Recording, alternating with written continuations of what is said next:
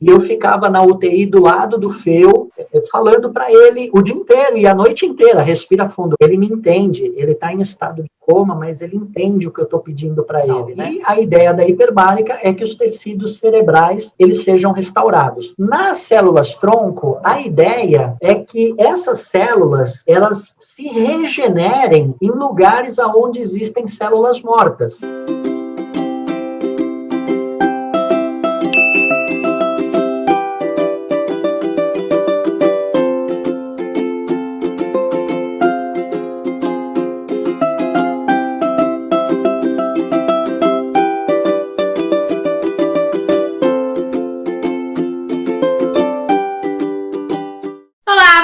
Boa noite, muito bem-vindo. Não sei qual horário você está assistindo a gente, mas seja bem-vindo ao nosso canal novamente. A gente está bem feliz aqui com a sua presença e estamos felizes também com a presença do nosso convidado de hoje, o Fauser. Tudo bem, Fauser? Tudo bem, obrigado pelo convite. Eu que estou me sentindo lisonjeado aí de fazer parte aí hoje do programa de vocês aí, muito bacana. Legal, seja bem-vindo. Boa noite, Julie, tudo bem com você? Boa noite, bem-vindo, Fauser. Um prazer ter você aqui com a gente e um prazer ter também quem está assistindo aqui com a gente. Seja bem-vindo. Vamos começar conhecendo um pouquinho do Fauser. Conta pra gente, Fauser, quem é você, da onde você é e o que você faz. Gente, primeiramente aí, mais uma vez obrigado, parabéns aí pela iniciativa do canal, parabéns Julie, parabéns Jenny, fantástico, tá? Tô super feliz. Eu me chamo Fauser, tá? As pessoas hoje me conhecem como o pai do Feu. Eu moro na cidade de Caçapava, eu sou publicitário. Agora eu quero saber da onde foi, Julie, que você conheceu o Fauser e por que ele está aqui hoje. Pois é, agora a gente volta lá, né, no grupo História de Milagre. Que foi a fonte de muitos amigos que a gente vai fazendo nesse contexto, né? E eu lembro que logo que eu entrei no grupo História de Milagre, tinham algumas pessoas, com certeza a gente vai acabar entrevistando todas elas aqui. A gente entrevistou a Jade há pouco tempo, né? E agora estamos aqui com o Fauser. E tem algumas outras figuras que eram muito faladas no grupo quando eu entrei. E o Fauser, ele tinha uma certa fama porque o Fauser era o cara que metia as caras e fazia e acontecia. Então o Fauser era o cara que tinha arrancado a tráqueo do Feu, que tinha arrancado a gastro do Feu e não aceitava o diagnóstico como destino, literalmente. Não aceitava não como resposta, né, Fauser? Então, sempre foi uma pessoa, assim, que a gente via como uma pessoa muito corajosa, uma pessoa desprendida, muito dedicada. O Fauser sempre muito dedicado ao Feu, né, Fauser? Então, foi nesse contexto que eu conheci a história do Fauser, que é incrível e que ele vai contar aí pra gente agora. Isso mesmo. Bom, como a Julie disse, a gente já entrevistou aqui algumas pessoas do grupo e esse grupo tem feito a diferença na vida de vários pais que possuem filhos com algumas necessidades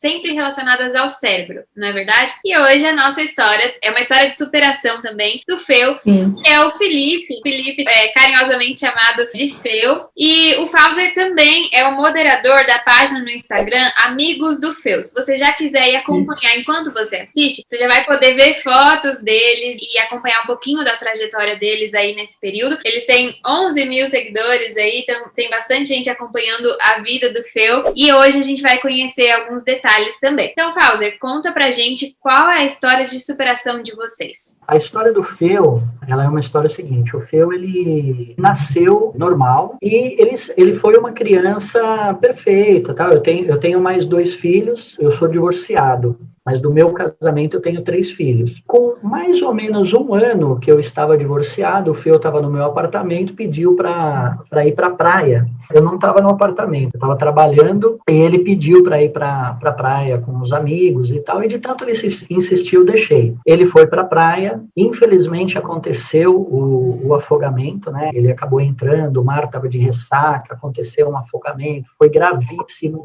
Ele ficou praticamente contando com o afogamento, o tempo do resgate, mas as 2 paradas cardíacas que ele teve depois da reanimação que ele teve na areia, ele ficou um total de 45 minutos sem oxigênio. Qual era a idade do Feu nessa época? 11 anos. Ele teve uma lesão cerebral severa, tá? É uma das sequelas do afogamento. Isso deu origem a uma paralisia cerebral. Então, ele entrou na UTI com o corpo dele todo paralisado, ele não tinha deglutição. E os médicos disseram que era um estado gravíssimo, que um percentual muito pequeno pequeno conseguiria sobreviver ao afogamento. E mesmo que ele sobrevivesse, eu costumo colocar nas minhas postagens a frase que eles me falavam: se ele sobreviver, ele só vai ser um corpo ligado aos aparelhos. Foi uma coisa muito grave, ele teve um afogamento gravíssimo. A nossa história de superação, ela começou na UTI, a gente está falando aqui de 5 anos de reabilitação e ainda está na metade do caminho, né?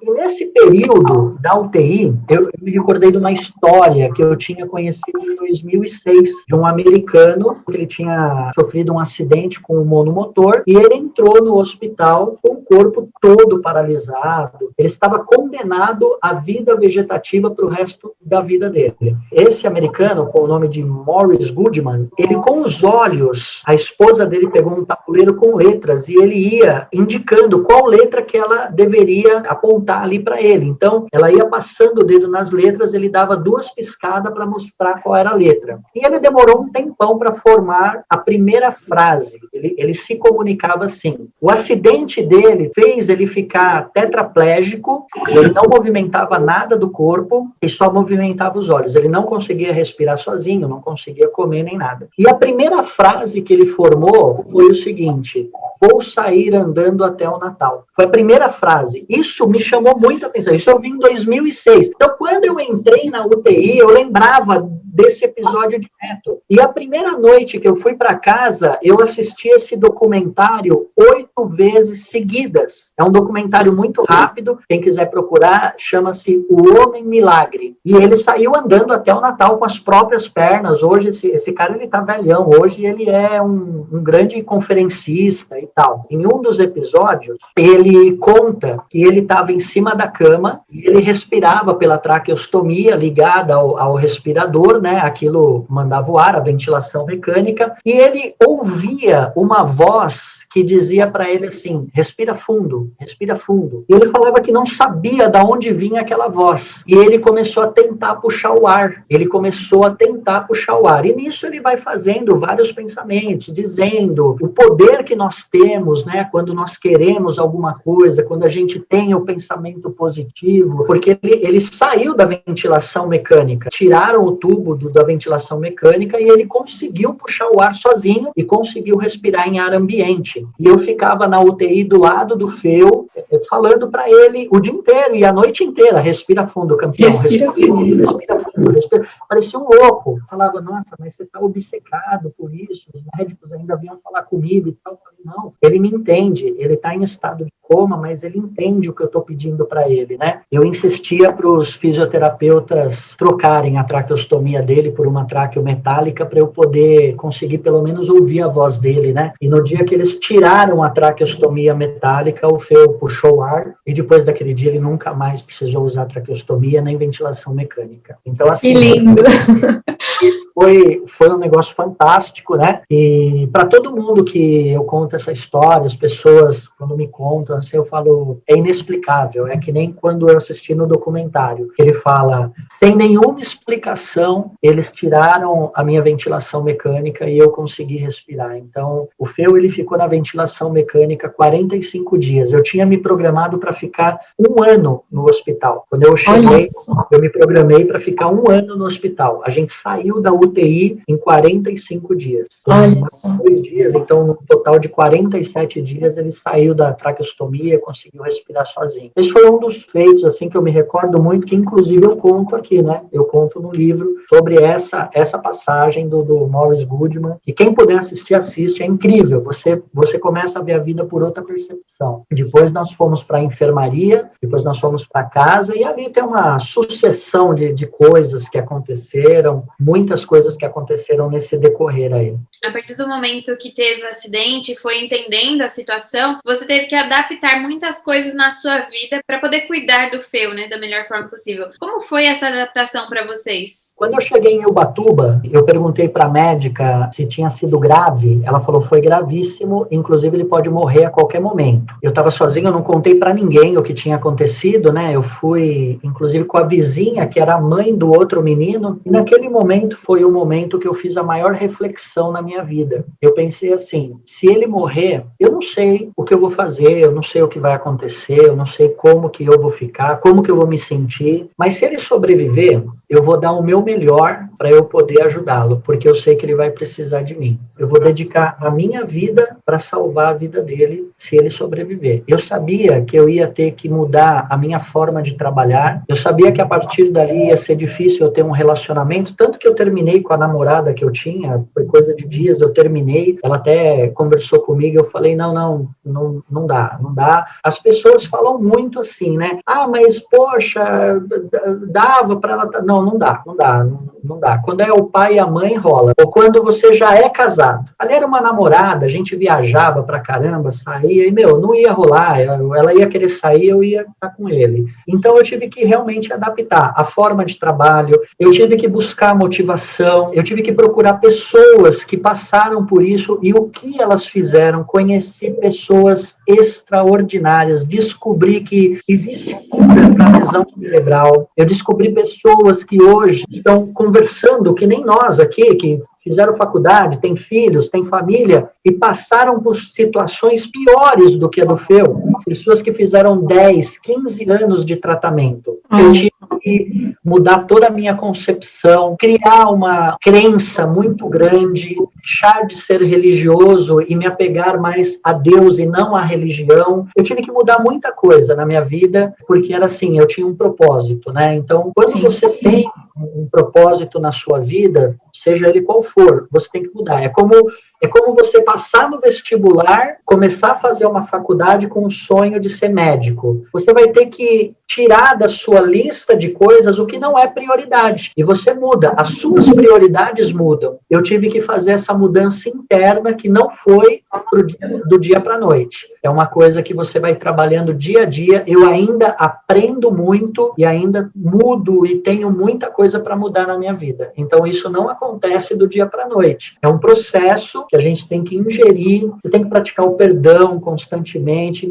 É uma loucura, mas no fim dá tudo certo. Parece uma coisa, assim, muito surreal, né? Eu lembro, você tá falando aí, e eu fico lembrando dos meus processos mentais também, né? Quando eu tava no hospital e tudo que a nossa mente, ela vai tentando se adaptar com aquela nova realidade. Então, uma coisa que eu lembro que foi muito forte pra mim foi que eu também tive esse foco imediato. Então, antes era como se eu olhasse assim. E aí, a partir desse momento, você... é um foco, é só aquilo. E, ao mesmo tempo, por mais que eu tivesse esse foco no Iron, tiveram coisas que eram importantes e que eu deixei de lado. Por exemplo, uma das coisas que mais me marcou é o fato de eu deixar de sonhar. Então, antes eu imaginava futuro, eu estava fazendo mestrado, eu imaginava coisas que eu gostaria de conquistar e tudo mais. E depois disso, eu não pensava mais em futuro. Eu foquei totalmente no presente. E aí eu deixei de sonhar também. Pode me cortar. Uma pessoa melhor. Eu entendi isso, porque igualzinho você, eu pensava no futuro, putz, que legal, casa com piscina, e vamos não sei o que, sonhos, metas. Você se torna uma pessoa melhor, você começa a trabalhar mais o seu interior, e uma coisa que eu acho, assim, fantástico, você começa a dar valor para coisas simples, coisas que você faz assim, sem perceber, e aí quando você passa esse processo, você começa a dar valor, você começa a querer ajudar outras pessoas, você começa a ver que existem mais pessoas com problemas muito maiores do que o seu. Essa transformação, ela é fantástica.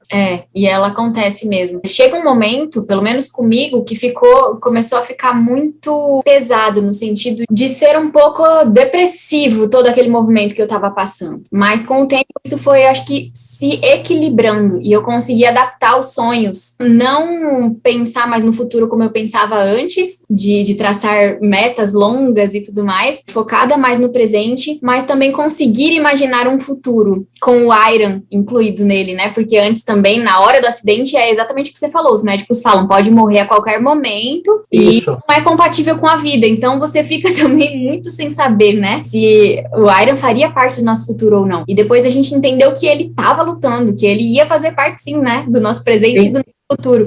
Então ele também nos deu forças para vestir essa camisa e falar assim, não, peraí, só quem não tá lutando é a gente, porque ele tá. Então vamos com ele. E uma coisa assim, só complementando o que você está falando, que eu costumo falar para todo mundo, nós começamos a viver outro universo. Nós, quando vem aqui comigo, as pessoas chegam e vê eu e o Feu sozinho tal, e vou e troco fralda, e faço isso, dou banho, daqui a pouco estou fazendo comida e estou cuidando dele, aí venho, atendo uma ligação no celular, vou mexer no notebook, eu falo, cara, eu não conseguiria fazer isso. Eu falei, não, mas, meu irmão, isso aqui é outro universo, isso aqui não é o universo que você vive, isso aqui é outro planeta, é outra dimensão galáctica aqui.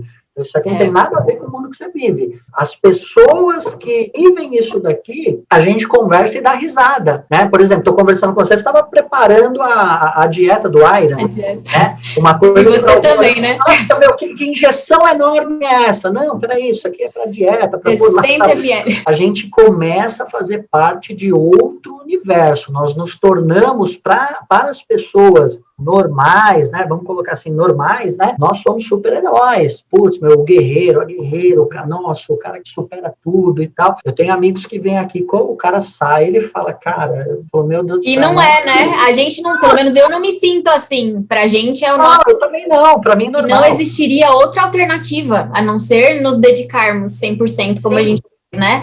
Então, realmente é um universo paralelo. Uma coisa que eu achei interessante da história de vocês é essa coisa do esporte. Eu fiquei sabendo que vocês conseguem fazer esportes juntos. Como funciona isso? Dentro dessa área da corrida de rua, né, a gente tem os padrinhos. Então, tem um padrinho, ele levou para mim essa alternativa. Uma vez ele foi fazer uma visita para mim, e ele falou, pô, cara, você podia participar de corrida de rua e tal. No início, eu ficava assim, corrida de cadeirante, eu falei, pô, corrida de cadeirante, meu. Eu falei, nossa, pô, meu filho lá, né? Eu ainda ficava meio assim, né? Porque as pessoas, né, do universo normal, elas falam assim, vai ter corrida para deficiente. E aí você imagina na tua cabeça uma coisa totalmente interplanetária, né? Quando eu fui ver, meu Deus do céu, ele me convidou, ele falou, cara, pega a cadeira de roda do Feu, põe no carro, a gente vai levar para você conhecer uma corrida, como que é uma corrida de cadeirante. Gente, eu fiquei encantado de ver aquele cenário, a galera tudo correndo, a galera tudo, as equipes, né? E eu olhei, eu falei, meu Deus, e eu percebi que o Feu, ele se ambientalizou, ele gostou. E quando a gente começou a correr,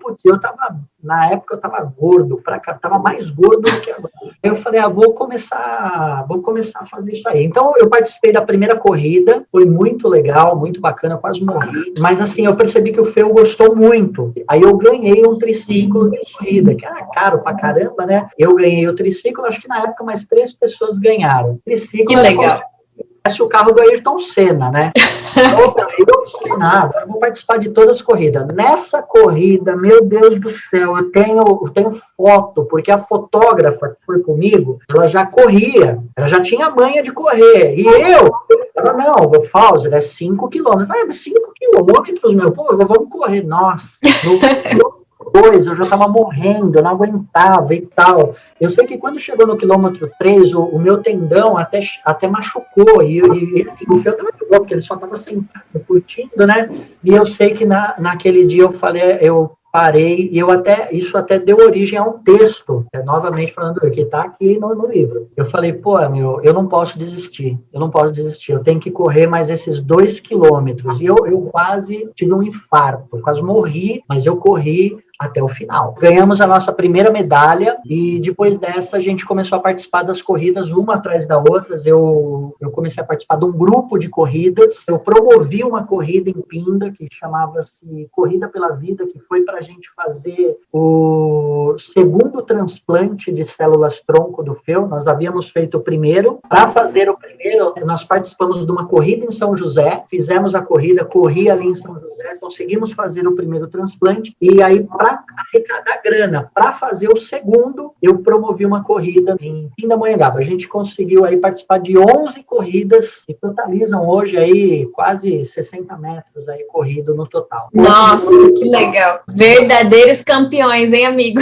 Agora com a pandemia, a gente não tá fazendo, por causa do lançamento. A gente ficou 1 ano sem participar, né? Mas assim, é fantástico o ambiente. Eu vi gente que corria com o bipap ligado e o cilindro de oxigênio no carrinho. Que legal, gente, incrível, é muita superação, né? E eles gostam mesmo, o Fauser, porque o Iron, a gente sabe as expressões deles, né? Quando eles estão em e quando eles estão curtindo. E até os próprios, no caso do Iron, que ele fica o tempo todo monitorado, muda a saturação, muda os batimentos cardíacos. E o Iron, que não mexe nada praticamente, né? Tem os movimentos super sutis, ele adora quando faz firula com ele. Quanto mais for radical a atividade, melhor fica os batimentos do abençoado. Não dá pra acreditar, eles adoram, né? Não, a corrida ela é uma terapia incrível e você encontra pessoas que dividem histórias assim. Eu vou contar uma que é bem pequena.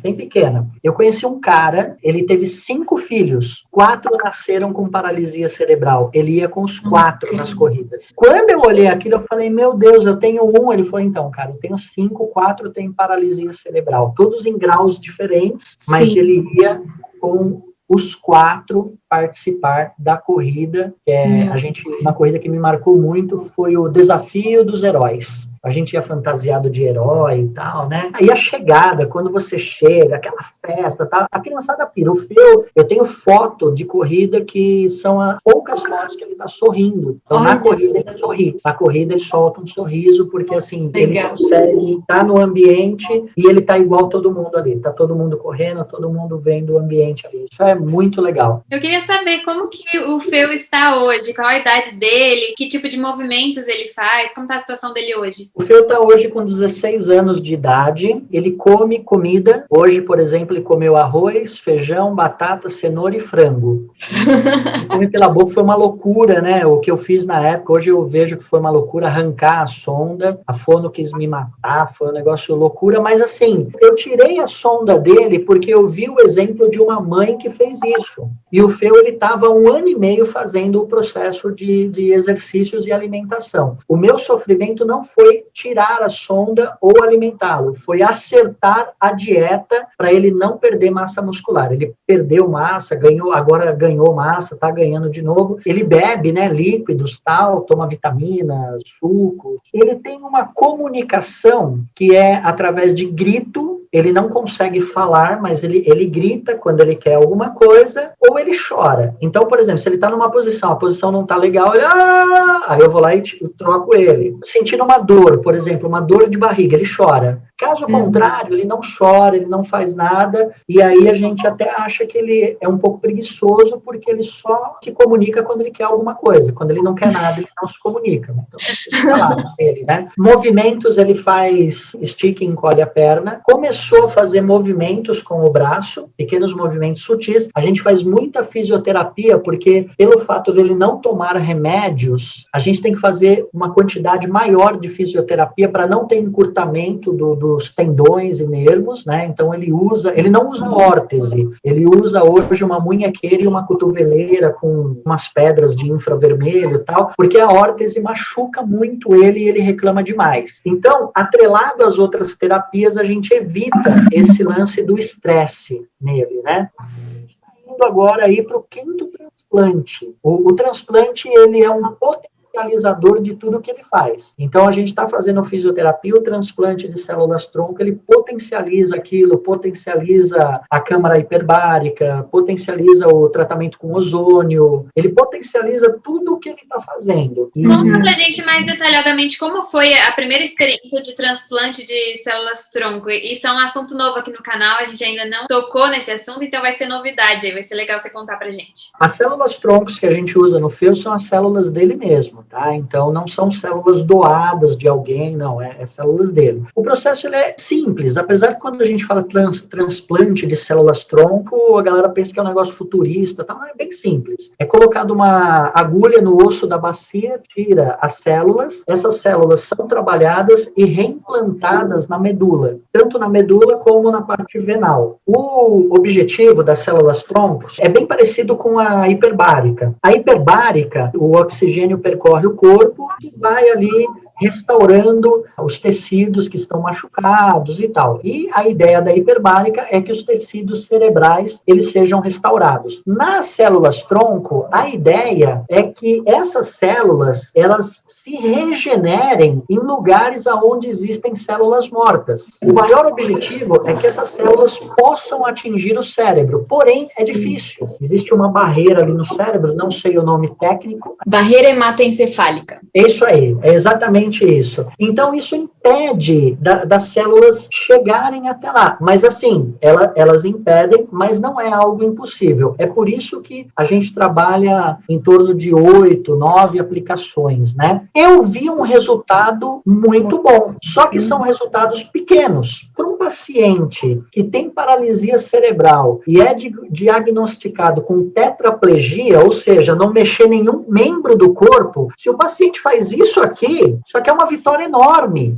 Com certeza. Faz por vontade própria. Porque os movimentos involuntários, eles podem acontecer. Agora, os movimentos voluntários, que são aqueles que são feitos quando você, por exemplo, tenta mexer o dedo. Mexer o dedo significa que o cérebro está mandando essa comunicação. E é isso que a gente vê na paralisia cerebral, o que exige muita paciência. O células-tronco, ele não é um tratamento milagroso, ele não é uma coisa que vai do dia para a noite. Cada organismo recebe de uma forma. As pessoas perguntam para mim, qual foi o resultado que teve? Eu falo, eu vou falar o meu resultado. O resultado que teve no meu filho pode ser diferente do seu. Seu filho pode ter um resultado muito maior que esse. Ou pode não ter resultado nenhum na primeira aplicação. Você pode demorar 3 aplicações para você ver o primeiro resultado. Então, tudo isso, hoje no Brasil, ele é meio que um experimento. Mas, para nós, pais e mães, que assim, é uma coisa que eu pergunto, né? Inclusive, quando eu falo assim com as pessoas, mas eu não sei, eu tenho medo. Eu falo, não, eu pergunto para o médico assim, doutor, tem perigo dele morrer? Tá no meio da aplicação, ele morreu porque a gente... Não, ele falou, não, morrer não tem. A única coisa que pode acontecer é não acontecer nada. Você pagar e não acontecer nada. Eu falei, então vamos tentar. Agora, se tem perigo de morrer, é arriscado, é uma coisa arriscada, então não há necessidade. Agora, não tem perigo de morrer. E é uma coisa que vai trazer só benefício, porque quando nós fizemos hiperbárica, a primeira vez, nós fizemos câmara hiperbárica, eu fiz essa pergunta. Ele pode morrer dentro da câmara? Não, morrer dentro da câmara, não. Mas você sabe que pode não dar resultado. Eu falei, não, então vamos fazer. Porque oxigênio dentro do corpo não vai fazer mal. E realmente, quando eu mostro as fotos, quando a gente saía da hiperbárica, meu Deus do céu, é gritante o resultado. Você percebe resultados. Uma das coisas que eu tô de longe, né? Então, como você observando ele aí do lado. Mas uma das coisas que eu observei muito e que eu achei incrível foi a mudança de fisionomia do Feu. Antes, ele tinha uma fisionomia mais marcada e cada vez a fisionomia dele tá ficando mais serena. Essa é a impressão que eu tenho. E eu achei incrível essa diferença. Quem puder dar uma olhadinha, né, no Instagram, acho que vai vendo as fotos mais antigas. E hoje o Feu tá muito melhor. Tá incrível. Sim, não. E hoje, inclusive, eu comentei qual foi os resultados que você viu nesse último transplante. Eu falei, a hipertomia dele tá bem menor. Sim, a hipertomia, só pra gente... Para os leigos entenderem. Legal. A hipertomia, ela é assim, quando você tem os músculos, que a galera chama de, é atrofiado. Não é atrofia, é a hipertomia. É um padrão. Então, você vê a pessoa assim, isso não é atrofia. Às vezes, a pessoa faz fisioterapia todo dia, mas ela tem essa hipertomia. E quando, por exemplo, o Feu, por exemplo, quando ele leva um susto, ele tá tranquilo, leva um susto, aí a gente fala, ele entra no padrão da hipertomia, que é super normal. É o cérebro mandando uma mensagem e mostrando que o corpo ainda não está respondendo da forma que deve. Mas é um estímulo, então tá respondendo de alguma forma. Né? É como se ele quisesse mexer a perna e mexe o braço. É como se ele quisesse mexer o braço e mexe a perna. Então é mais ou menos isso. Para os fisiatras, até os fisioterapeutas e os neurologistas, isso é um resultado positivo. Significa que o cérebro está mandando informação. Então a gente tem que ficar muito atento a esse tipo de resposta, porque o que eu acho mais perigoso, só acrescentando aqui, é quando você, como pai, como mãe, você se preocupa com o lado visual. Eu não gosto que meu filho fique com o braço assim. E a gente vê algumas coisas, eu não critico ninguém, nem nada, só quando a pessoa me pergunta. Aí eu vejo pessoas que voltam na posição e querem até colocar gesso naquilo. Então você imagina que o cérebro manda a informação e não vai, aquilo machuca. Quando você tira o gesso, ele volta, porque aquilo é uma coisa cerebral e não muscular. Então a gente tem que tomar muito cuidado com isso. Então a hipertomia, ela é algo cerebral. O cérebro está mandando aquela informação e não não o músculo tá atrofiado ou coisa assim. Por isso que a nossa luta é com o cérebro, porque quando o cérebro volta, tudo volta ao normal, tudo vai voltando e tal. No caso do Iron, ele tem os dois padrões, então na parte inferior ele é mais hipotônico, que é o músculo mais flácido. Então as perninhas dele, ele quase não mexe menos do que os bracinhos, né? A gente vê ele se esforçando para mexer os dedinhos do pé. E o bracinho, ele já é mais hipertônico, que seria o cérebro mandando essa informação que o Fauser falou, né? E o músculo fazendo força, às vezes mais do que o normal. Então, o bracinho dele esquerdo já é um pouco mais rígido. Os únicos cuidados que a gente precisa ter é para não perder os movimentos da articulação. Então, precisa ser mobilizado.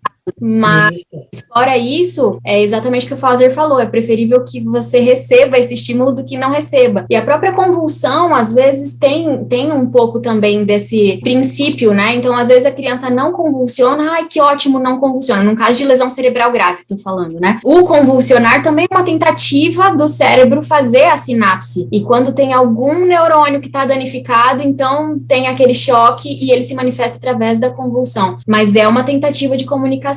Então, nem de tudo é ruim. Sim, uma coisa que eu vou acrescentar, Julie, é assim, o Feu, ele tem exatamente esse padrão. As pernas dele são mais flexíveis e ele tem um padrãozinho, né? Então, a gente faz os exercícios no dedo a dedo, para circulação sanguínea. Ali tem que circular. Uma coisa que eu fazia, que eu aprendi com o fisioterapeuta, porque eu aprendi tudo, eu não sabia nada disso. O fisioterapeuta esticou o dedo dele, né, o dedinho dele era assim, então ele esticou, aí ele falou assim, tá vendo essas partes brancas? Sim. A parte branca não está tendo circulação sanguínea. Você está do lado dele, você tem que ficar fazendo movimento constantemente para o sangue circular. É por isso que eu falo assim, a gente tem que ter muita paciência, muita dedicação, porque você tem que fazer isso. Nós movimentamos o corpo, o sangue vai circulando. Eles não. O sangue está ali, às vezes está formigando, não está tendo circulação e eles não falam, né? Então a gente tem que estar lá fazendo isso para eles. A gente vai entrar agora numa nova temporada de TENA, que é a estimulação neuroauditiva. Então eu faço agora uma bateria de 20 a 30 sessões com o Feu e depois a gente pula para outra terapia, que possivelmente vai ser o células-tronco. Ah, sim. E essa terapia auditiva é como? A neuroauditiva é um fone, são sons com sincronias que vão trabalhando o seu cérebro. Sistema de estimulação neuroauditiva. Quando nós fizemos a primeira vez, nós fizemos 20 sessões, se eu não me engano. O Feu, ele teve uma sensibilidade tão grande no som que, para você ter uma ideia, ele estava parado. Passava um barulho de moto na rua, ele fazia exatamente assim. Gente, que graça! Então, quando eu conversei isso com essa fono, com a doutora Carla, espetacular, ela é uma das especialistas no Brasil em cena, ela ficou maravilhada com o resultado. Aí nós fizemos 10 sessões na clínica, aí fizemos sessões com objetos, onde, por exemplo, ela ficava atrás dele, ela tocava, né, um metal. Isso eu faço. Aí ele procurava. Então, porque eu não tinha essa sensibilidade. Porque, na verdade, as pessoas falam assim, meu filho está surdo. Não, ele não está surdo. O cérebro não está mandando a informação. Tem um escritor muito famoso que ele escreveu um livro chamado A Lei do Triunfo e ele teve um filho que nasceu sem as orelhas. Eu escutei essa história quando o Feu estava na UTI, eu fui numa loja e eu estava meio chateado. O cara, o que está acontecendo? Eu falei, não, meu filho está na UTI e tal. Esse amigo meu me contou essa história. Depois eu fui pesquisar, meu Deus do céu, história fantástica, fantástica. O filho dele nasceu sem as orelhas e o médico disse que ele ia ser surdo para o resto da vida. Não, ele vai ser surdo para o resto da vida. Só que esse cara, ele pegava o filho dele todo dia e contava histórias para o filho dele. O filho não tinha orelha e ele contava histórias. O cérebro, parece loucura. O que eu vou falar aqui parece uma coisa surreal, alucinação total. O cérebro do menino criou uma ligação que hoje a medicina chama de condução óssea. Ele criou dentro do osso uma ligação do nervo auditivo e o moleque ficou com 65% de audição. Fez faculdade, tudo. Então, quando eu vi aquela história, eu achei fantástico aquilo. Eu acho que eu já ouvi essa história. Tinha uns momentos que ele fazia por vibração também, né? Ele encostava e sentia a forma que a boca do pai dele vibrava e a forma que ele também vibrava. E aí... Sim, porque E no começo, quando o Phil foi para casa, uma professora da APAE falou que toda vez que você for conversar com ele, você toca nele. Porque quando você fala, você emite uma vibração e ele vai sentir a sua vibração. Quando eu conheci essa história, eu conheci uma menina na cidade de Taubaté, que ela fazia o Sena e ela nasceu surda. E ela ouvia. E ela foi para os Estados Unidos e tal, e ela foi numa palestra que eu fiz. E quando terminou a palestra, ela falou assim, você tem que conhecer a doutora Carla, que faz o Sena. Foi aí que a gente começou. Nossa, criou uma amizade muito grande. Uma coisa que eu queria saber de vocês, sobre esses tratamentos todos que vocês estão falando, principalmente células-tronco e a hiperbárica, é se são tratamentos muito custosos. Chega a dar vontade de chorar. É caro. Quando eu falava, né? Mas será que tem no SUS? Eu falei, puta, meu SUS não tem.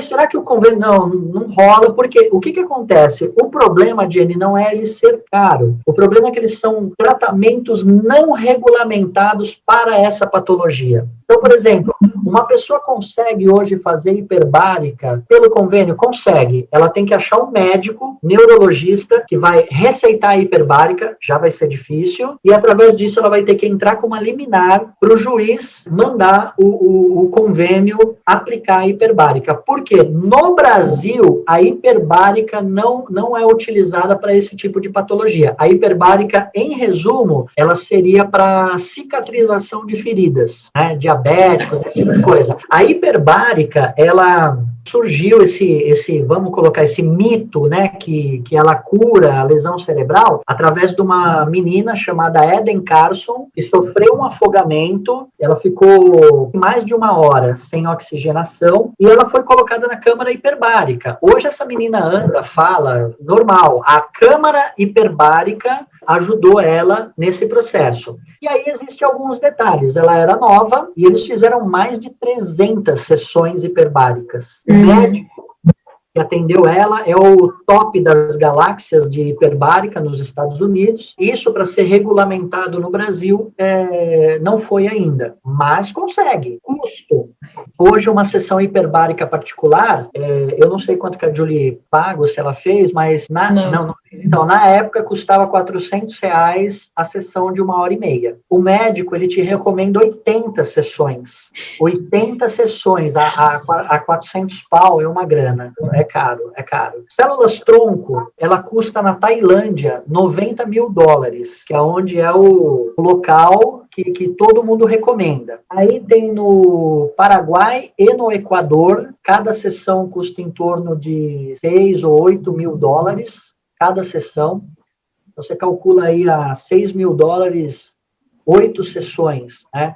Também sai caro. O dólar hoje tá caro, né? Tá 5 e pouco, tá caro pra caramba. Muito caro. Então, sai muito caro mesmo. E no Brasil, a gente tem o Dr. Marcel, né? Não é segredo para ninguém. Ele é um médico especializado nisso. E, assim, com questões de valores, você precisa ligar e conversar com ele. Todo esse tratamento no Brasil é a título experimental. Então, tem toda uma documentação que você assina, todo um acordo que você faz com ele, uma conversa, porque eu volto a repetir, não é coisa que você põe o seu filho em risco. Você vai pôr em risco é o teu dinheiro. O filho não entra em risco. Aí amanhã ou depois você fala, eu paguei, não rolou nada. Na verdade, aconteceram coisas dentro do corpo que nós não vimos, né?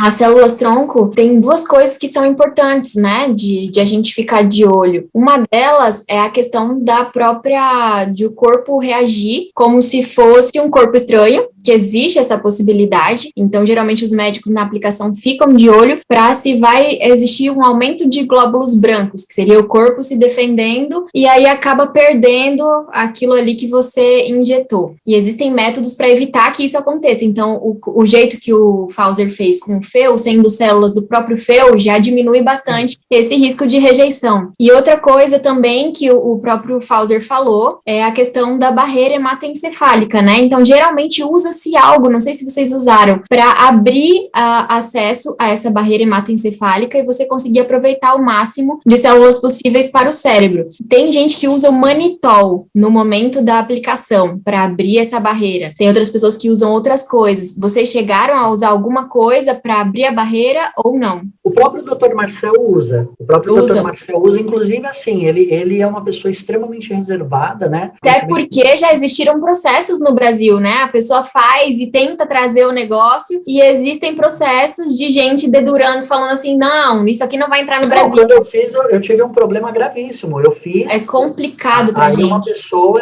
ela denunciou a clínica, foi uma coisa muito louca. É que assim, é o que eu falo. O Dr. Marcel, ele é uma pessoa renomada e muito respeitada, né? Quando o Owen nasceu, a primeira coisa que a gente pensou foi nas células-tronco. Então, a gente fez células-tronco do cordão do Owen, já que não tinha sido feito do Iron, para fazer o teste depois se seria compatível isso aí. E, meu filho, foram anos pagando, acho que os 2 primeiros anos do Iron a gente ficou pagando, é caro para manter esse... cordão, e aí a gente fica pagando e depois na hora de usar, quando eu decidi, eu falei assim, agora é o momento, a gente vai usar. Tu acha que eu consegui usar? Foi um rolo, não conseguimos usar esse material no Brasil, não achei ninguém que utilizasse, e fora também era só uma universidade de Duke, que era um valor super inacessível, a gente não conseguiu utilizar o cordão, e foi desprezado, e a gente ficou a ver navios. Então é um campo muito restrito ainda, né? Parece que você vai querer fazer um clone com a célula que você cuidado. E com relação a preço, né, que é a pergunta que a Jenny fez, tal, são caros. Assim, Jenny, eu costumo falar para as pessoas o seguinte, o básico, ele não te leva ao resultado extraordinário. Então, por exemplo, você consegue hoje, por metodologias governamentais, prefeituras, né, esse tipo de coisa, você consegue o básico. Às vezes você consegue um home care, você consegue uma técnica de enfermagem. Por exemplo, a prefeitura, ela te dá fisioterapia, 20 a 25 minutos. Dependendo da patologia, isso não faz nem cosquinha. Então... Não, e fora que cidades como São Paulo, aqui a capital, os fisioterapeutas do Melhor em Casa, eles não são autorizados a tocar na criança. Você acredita? Eles orientam a mãe. Aí a mãe, mas o meu filho tá com o peito meio cheio, você podia fazer uma manobra, podia... Não, mas eu vou ensinar você, mas eu não posso tocar no seu filho. Gente, eu fico preocupada com isso. Às vezes parece que eu sou até arrogante, mas as pessoas falam assim, mas vai no Ministério Público e tal. Eu falo, gente, você vai conseguir um benefício de R$1.000, uma técnica de enfermagem e um fisioterapeuta e talvez uma fono que vai uma vez por semana. Isso não vai reabilitar. Isso não vai reabilitar seu filho. O que vai reabilitar é você colocar ele na tua casa, você focar, você correr atrás, porque existem milhões de pessoas que querem ajudar alguém. Eu aprendi isso. Existem milhões de pessoas. Existem pessoas que não querem ajudar, que até se, eu não tenho obrigação de ajudar ninguém, tudo bem, esquece essa galera. Existem pessoas dispostas a ajudar, dispostas a poderem te ajudar, e você vai ter que correr atrás disso. Você vai ter que aprender a negociar, você vai ter que aprender a sentar com o médico, com o terapeuta e pechinchar o preço. Isso não é vergonha.